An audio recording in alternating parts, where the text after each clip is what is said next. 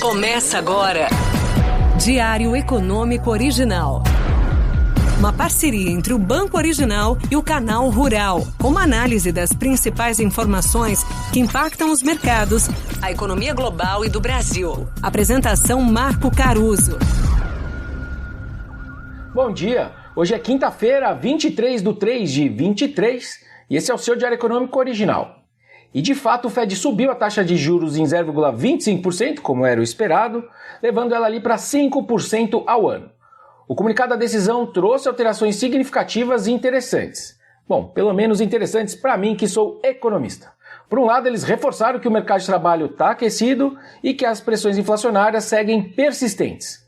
Mas, como contraste, eles explicitaram bem as preocupações com os efeitos da quebra do SVB, o banco, no crédito e no crescimento da economia. Aliás, esse é um ponto bem relevante na discussão toda sobre Fed. Como eles ainda não têm claro a magnitude desse aperto do crédito e os seus efeitos sobre a atividade, sobre o emprego e a inflação, acabou predominando uma certa cautela nas falas do Powell. E, de certa forma, eles parecem considerar que o aperto no crédito pode servir sim de substituto para os juros no trabalho de conter a inflação. Em algumas coisas, o Fed foi bem claro. Eles até consideraram não subir nessa decisão, mas hoje o cenário base é de mais uma alta de 0,25% na próxima.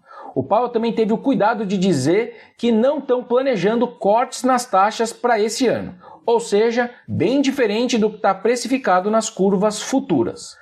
Falando em números, então, a mediana das projeções dos diretores do Fed diz que a taxa básica vai acabar esse ano em 5,1%. Mediana, né? Um pouco acima dos 5% que ela está agora. Contra ali 4% que a gente tem no mercado de juros futuros, né, precificado. Para o ano que vem, a diferença aí passa a ser de 4,3% na cabeça da mediana dos diretores do Fed contra 2,8% do mercado. De qualquer forma, a soma do todo acabou reforçando a visão dos analistas de que o fim do ciclo de altas não está longe por lá.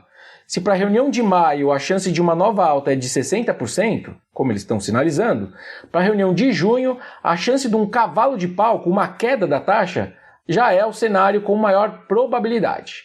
Bom, pode até seria estranho esse cavalo de pau, mas eu não ficaria tranquilo então com o cenário de inflação se esse for o caso. Na verdade, na minha cabeça existe uma chance não desprezível dos Estados Unidos acabarem colhendo um cenário de estagflação daqui talvez um ano. Ou seja, PIB para baixo e inflação ainda persistente lá em cima. Bom, mas vamos para o nosso Copom agora, que para mim foi muito mais interessante ontem. Eu falei aqui para vocês que eu ia checar essencialmente 3 coisas no comunicado. Se as projeções de inflação deles pioraram realmente, se eles mantiveram aquela frase que diz que os juros poderiam subir, se o IPCA não melhorar como eles esperam, e se eles fariam um aceno político, digamos assim, para o governo. E aí, como esperado, pelo menos por mim, realmente a projeção de inflação do modelo piorou. Para final de 24, que é a janela de tempo que justamente mais importa para as decisões de hoje, né, dadas as defasagens, o IPCA estimado foi de 3,4% para 3,6%, contra uma meta que ainda é de 3%. E aí com isso, não era de fato razoável que o documento retirasse a passagem que diz que a Selic poderia subir de novo se a desinflação não vier a contento. E de fato ela seguiu lá. E vejam que essa passagem, ela se tornou sensível politicamente nos últimos tempos, certo?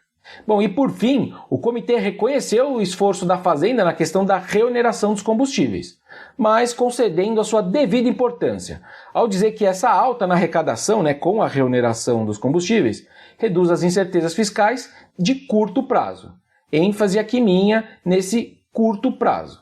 Fora esses pontos, eles reconheceram de fato os riscos, de um tranco maior no nosso mercado de crédito, que poderia vir, e também dessa atividade econômica global que poderia sofrer com o setor bancário. Mas o que me saltou mesmo os olhos foi o trecho que cita o risco das expectativas de inflação desancorarem mais e de modo mais duradouro, ou seja, acima ali da meta, mais ainda e por mais tempo. Isso é um sinal mais do que amarelo para um banqueiro central. Enfim, juntando tudo, o comunicado me pareceu tecnicamente impecável e livre de eventuais amarras, vamos dizer assim, que escapem à regra de um banco central de fato independente. Bom dia, bons negócios e sorte sempre.